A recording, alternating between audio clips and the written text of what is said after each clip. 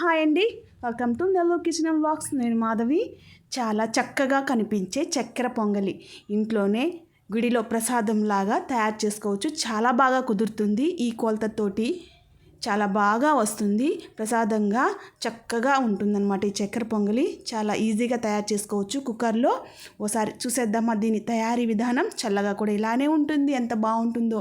ముందుగా 3/4 వంతు బియ్యం తీసుకున్నాను. ఒక గ్లాస్ తీసుకుని ఆ 1/4 వంతు పెసరపప్పు తీసేసుకోవాలి. కుక్కర్లోకి వాటర్ వేసి 2 సార్లు కడిగేసుకున్నాను. కడిగేసుకున్న తర్వాత దాని కొలత వచ్చేసి పాలు నీళ్ళు 2 కలిపి 2.5 గ్లాస్ తీసుకోవాలి. 1 గ్లాస్ పాలు వేసుకుంటున్నాను. ముందుగా 1 గ్లాస్ పాలు వేసుకునేసి ఇంకొక 1.5 గ్లాసు నీళ్ళు వేసేసుకుంటున్నాను. అదే గ్లాస్ తోటి మనం బియ్యం ఏది తీసుకున్నామో దాంతోటే ఒక 1/2 గ్లాస్ అనమాట. 2.5 1 గ్లాస్ పాలు 1.5 గ్లాస్ నీళ్ళు వేసుకునేసి కుక్కర్ మూత పెట్టేసి ఒక 4 విజిల్స్ రానిచ్చేద్దాం. మీడియం ఫ్లేమ్ మీద పెట్టుకొని ఒక 4 వస్తే కరెక్ట్గా మనకి ఉడికిపోతుంది అనమాట.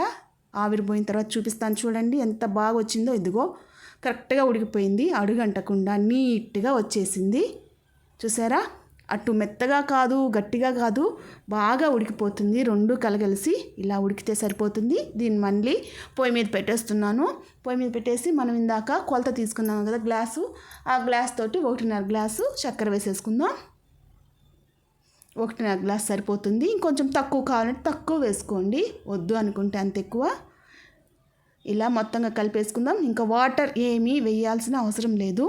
ఎందుకంటే చక్కెరకి కొంచెం నీరు తగిలినా బాగా వాటరీగా వచ్చేస్తుంది. కాసేపటికి మెల్ట్ అయిపోయి బాగా వచ్చేస్తుంది పాకంలాగా. మొత్తం పెసరపప్పు బియ్యం చక్కెర అన్నీ బాగా మిక్స్ అయిపోవాలి. బాగా కలిపేసుకుందాం. మీడియం ఫ్లేమ్ మీద పెట్టేసుకుంటే బాగా కాసేపటికి చూసారా ఎంత బాగా వచ్చేసిందో చక్కెరలోంచి వాటర్.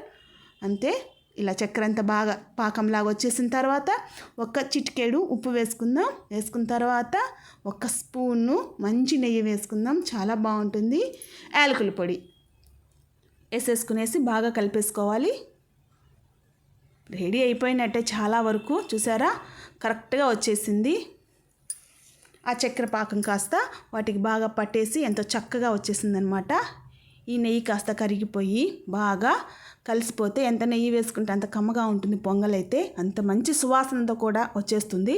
ఇలా వేసుకున్న తర్వాత బాగా కలిపేసుకుందాం. అన్నీ కలగలిసేటట్టు మంచి వాసనతోటి రెడీ అయిపోతుంది మన చక్కెర పొంగలి. చూసారా ఇలా వస్తే సరిపోతుంది. కరెక్ట్గా ఆరిన తర్వాత మనకు కరెక్ట్గా వచ్చేస్తుంది అనమాట. ఇలా ఉంటే కరెక్ట్ అన్నమాట.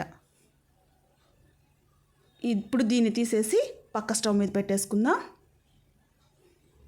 పక్క స్టవ్ మీద పెట్టేసుకునేసి మనం ఇప్పుడు కొబ్బరి కాజు ద్రాక్ష 3 వేయించేసుకోవాలి. ముందుగా ఒక 2 స్పూన్లు నెయ్యి వేసుకుంటున్నాను. వేసేసుకునేసి కొబ్బరి పలుకులు ఎండు కొబ్బరి అయినా వేసుకోవచ్చు, పచ్చి కొబ్బరి అయినా వేసుకోవచ్చు, మీ ఇష్టం. చిన్న చిన్న ముక్కలుగా కట్ చేసుకొని ముందుగా వేసేస్తున్నాను. వేసేసిన తర్వాత జీడిపప్పు కూడా యాడ్ చేసేసుకోవాలి. ఇవి కొంచెం వేగితే సరిపోతుంది. ఇవి ఇలా వేగుతున్నప్పుడు జీడిపప్పు కూడా వేసేస్తున్నాను. వేసేసుకునేసి ద్రాక్ష కూడా వేసేసుకోవాలి. వేసేసుకుని ఎండు ద్రాక్ష ఇవన్నీ బాగా వేయించేసుకుందాం. ఇలా వేగిన తర్వాత ఇలా వేగితే సరిపోతుంది, మరీ మాడిపోకూడదు. ఇలా వేగిన తర్వాత మనం పక్కన పెట్టుకున్న చక్కెర పొంగలి ఉంది కదా దాంట్లో కలిపేసుకోవడమే. అంతే, రెడీ అయిపోయింది చక్కెర పొంగలి. చాలా కలర్ఫుల్గా చాలా తక్కువ టైంలోనే రెడీ అయిపోతుంది. ఎంతో చక్కగా చక్కెర పొంగలి నైవేద్యానికి అయితే రెడీ అయిపోతుంది. మనం అన్నీ చేసుకుంటూనే దీన్ని కూడా చేసేసుకోవచ్చు. ఎంతో చక్కగా ఇలాగా రెడీ అయిపోయిన ప్రసాదాన్ని మనం దేవుడికి నైవేద్యంగా సమర్పించడమే. అంతే, చాలా బాగుంది. ఆరినా కూడా ఇలాగే వస్తుంది. కొంచెం ఆరిన తర్వాత చూపిస్తున్నాను. ఎంతో చక్కగా ఉంది కదా. ఇంకా మనం దేవుడికి పెట్టేసుకోవచ్చు. ఎప్పుడు కావాలన్నా తీపి కావాలన్నా తినాలి అనిపించినప్పుడు ఇలా చేసుకునేసి పిల్లలకి పెడితే హ్యాపీగా తినేస్తారు. అంతేనండి, చక్కెర పొంగల్ చేయడం చాలా ఈజీ. ఈ రెసిపీ కనుక నచ్చితే ప్లీజ్ లైక్ చేయండి. అండ్ తప్పకుండా మరిన్ని వీడియోస్ కోసం నా ఛానల్ని సబ్స్క్రైబ్ చేసుకోండి. మీరు కనుక ట్రై చేస్తే ఎలా కుదిరిందో నాతో అయితే కామెంట్ చేయండి. ఓకేనా అండి. చాలా బాగా వచ్చింది చక్కెర పొంగలి. మీరు కూడా ట్రై చేసి చూడండి, చాలా బాగా వస్తుంది. ఇదే కొలతలతోటి ఏమిగా కుక్కర్లో రెడీ అయిపోతుంది. చాలా తొందరగా హ్యాపీగా ఎటువంటి శ్రమ లేకుండా. ఓకేనా అండి. Thanks for watching.